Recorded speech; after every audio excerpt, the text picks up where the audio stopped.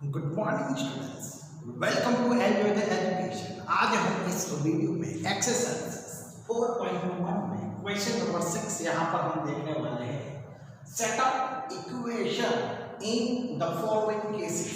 तो यहाँ पर हमें जो क्वेश्चन दिया गया है उस क्वेश्चन पर से हमें इक्वेशन यहाँ पर हमें सेटअप करना है, यानी कि इक्वेशन कौन सा यहाँ पर बन रहा है वो यहाँ पर हमें फाइंड करना है।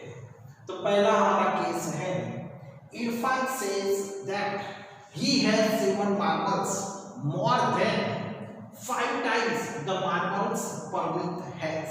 तो यहाँ पर हमें इरफान के पास 7 more than 5 times the marble है परमित हैज। परमित के पास जितने मार्बल्स है उससे ज्यादा इरफान के पास मार्बल्स है। कितने हैं? 7 मार्बल्स मोर देन 5 टाइम्स। तो यहाँ पर मोर देन है, 7 मोर देन, तो 7 मोर देन यानी कि +7 करना है, और 5 टाइम्स यानी कि यहाँ पर हमें उसे 5 से मल्टीप्लाई करना है। तो यहाँ पर हमें जब एडिशन और मल्टीप्लिकेशन किया जाता है, 5 टाइम्स यानी कि मल्टीप्लिकेशन एंड मोर देन यानी कि एडिशन, तो पहले हमें मल्टीप्लिकेशन रिटर्न करना है और उसके बाद हमें एडिशन रिटर्न करना है। अब यहाँ पर हम देख सकते हैं कि परमित के पास, सपोज हम एज्यूम कर लेते हैं, तो यहाँ पर हमें क्वेश्चन में दिया गया है take m to be the number of Parmit marble.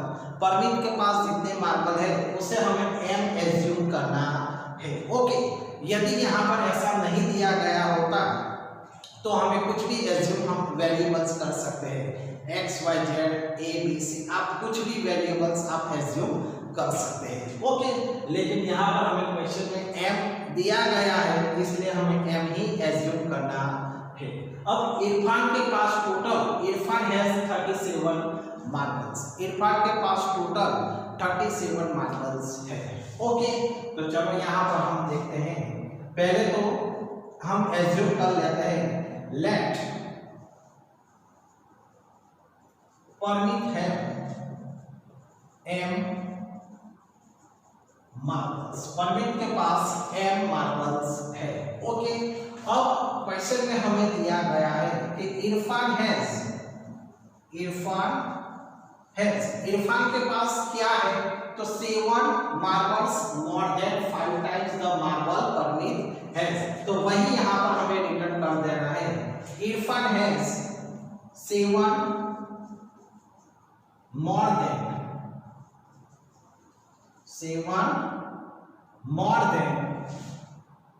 5 times the marble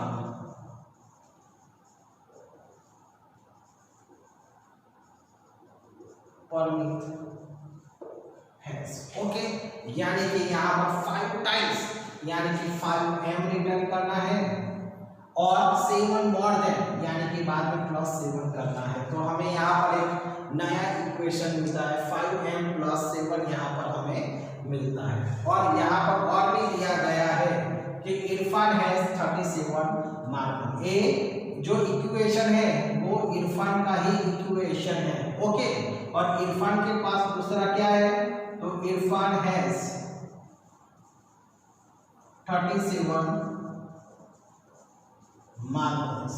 okay, यानी कि यहाँ पर हम रिटर्न कर सकते हैं 5m + 7 = 37।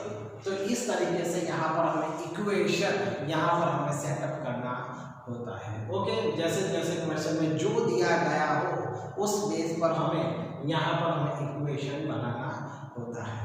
Okay, next, Lakshmi's father is 49 years old. तो यहाँ पर लक्ष्मी के जो फादर हैं उनकी एज 49 इयर्स यहाँ पर दी गई है। He is 4 years older than 3 times Lakshmi's age.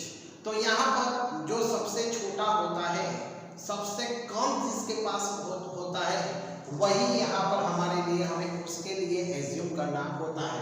तो यहाँ पर लक्ष्मी स्मॉलर है। ओके, यहाँ पर लक्ष्मी जो है वो छोटी है, इसलिए यहाँ पर हमें लक्ष्मी के लिए कुछ भी वेरिएबल्स यहाँ पर हमें एज्यूम करना है।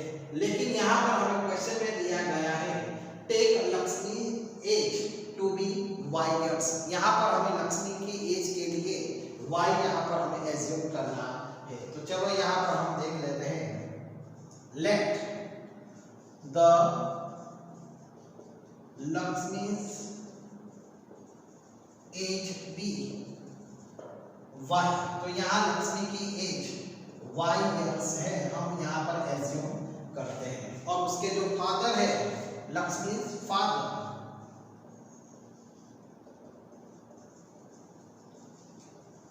वो क्या है यहाँ पर 4 years ओल्डर, यानी बड़े हैं, 4 years older than 3 times Lakshmi age.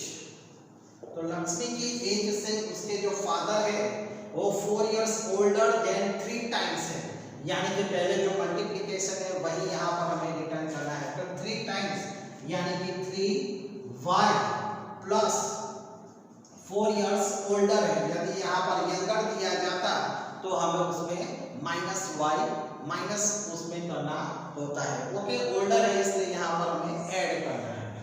तो 3y प्लस 4 यहाँ पर हमें लक्ष्मी फादर एज मिलती है एज कंपेयर टू लक्ष्मी की एज के कंपेयर में। अब यहाँ पर हमें और भी दिया गया है Lakshmi father is 49 years old. Therefore, 3y plus 4 is equal to 49 years। इस तरीके से यहाँ पर हमें नया इक्वेशन मिलता है। Okay, next sum third. The teacher tells the class that the highest mark obtained by a student in her class is twice the lowest mark plus 7। जो यहाँ पर हमें बताया गया है कि जो हाईएस्ट मार्क्स हैं वो लोएस्ट मार्क्स से ट्वाइस है और प्लस 7 है। ओके, ट्वाइस यानी कि डबल है। The highest score is 86। और यहाँ पर हमें एज्यूम किसके लिए करना है, जो लोएस्ट है उसके लिए हमें यहाँ पर एज्यूम करना होता है। तो लोएस्ट स्कोर यहाँ पर एन है। ओके, तो चलो यहाँ पर हम रिटर्न करते हैं। Let the lowest score be n l marks. Okay, अब यहाँ पर जो हाईएस्ट स्कोर है वो यहाँ पर हमें रिटर्न करना है। Highest marks is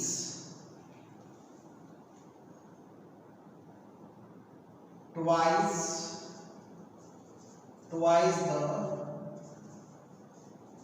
lowest marks plus 7। या ये सेंटेंस हमें यहाँ पर रिटर्न कर देना है। The highest marks is twice the lowest marks plus 7, यानी कि twice यानी कि 2n प्लस यानी कि प्लस 7। और यहाँ पर हाईएस्ट स्कोर कितना है, 87 है। The highest score is 87। Therefore, 2n plus 7 is equal to 87। तो इस तरीके से यहाँ पर हमें इस सब को सॉल्व करना था। Okay, next fourth. In an isosceles triangles, the vertex angle is twice of either base angles। तो यहाँ पर हमें आइसोस्केल ट्राइंगल दिया गया है। जब भी हमें आइसोस्केल ट्राइंगल दिया जाता है, आइसोस्केल ट्राइंगल का मतलब है जिसमें 2 साइड्स इक्वल होती है, जिसमें 2 साइड्स इक्वल होती है। 2 साइड्स इक्वल होती है तो उसको ऑपोजिट एंगल्स जो होते हैं वो ऑपोजिट एंगल्स भी यहाँ पर इक्वल होते हैं। तो इन एन आइसोस्केल triangle the vertex angle is twice of either base angle. तो यहाँ पर जो बेस है, बेस पर यहाँ पर 2 एंगल्स है और एक एंगल यहाँ पर वर्टेक्स एंगल यहाँ पर ये है। ओके, तो यहाँ पर हम देख सकते हैं the vertex angle is twice of either base angles. तो यहाँ पर जो आइदर बेस एंगल्स है उससे जो वर्टेक्स एंगल है वो यहाँ पर ट्वाइस दिया गया है, यानी कि डबल दिया गया है। Let the base angle be in degree. यहाँ पर हमें एज्यूम करके दिया गया है कि यहाँ पर जो बेस एंगल है उसके लिए यहाँ पर हम बी एज्यूम करना है। तो यहाँ पर ये दोनों एंगल इक्वल है, इसलिए यहाँ पर हम बी रिटर्न करते हैं, तो यहाँ पर भी हमें बी रिटर्न करना है। और जो वर्टेक्स एंगल है, वर्टेक्स एंगल यहाँ पर डबल है, ट्वाइस है, यानी कि 2b यहाँ पर हमें रिटर्न करना है। ओके, तो इस तरीके से यहाँ पर हमें रिटर्न करना था। और हमें पता है, remember that the sum of angle of और ट्राइंगल इज 180 डिग्री। और यहाँ पर जो ट्राइंगल है उसका हम 3 एंगल का टोटल करते हैं तो वो 180 डिग्री का होता है, वो हमें पता है। ओके, तो चलो यहाँ पर हमें क्या एज्यूम करना है, let the base angle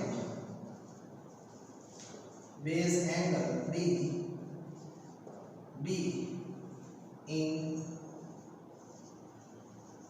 degree. तो यहाँ पर हमें जो एज्यूम करना था वो हमें ऑलरेडी ब्रैकेट में दिया गया है कि जो बेस एंगल है वो बेस एंगल यहाँ पर हमें बी एज्यूम करना है। ओके, आगे अब यहाँ पर हम देख सकते हैं कि जो वर्टेक्स एंगल है, the vertex angle is twice. तो ये सेंटेंस यहाँ पर हमें रिटर्न कर देना है, सेम टू सेम।